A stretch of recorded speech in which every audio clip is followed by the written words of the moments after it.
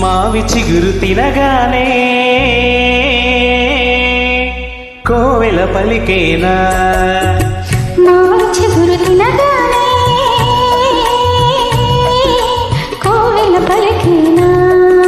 కోవెల గొంతు వినగానే మావి చిగురు తుడిగేనా కోవెల గొంతు వినగానే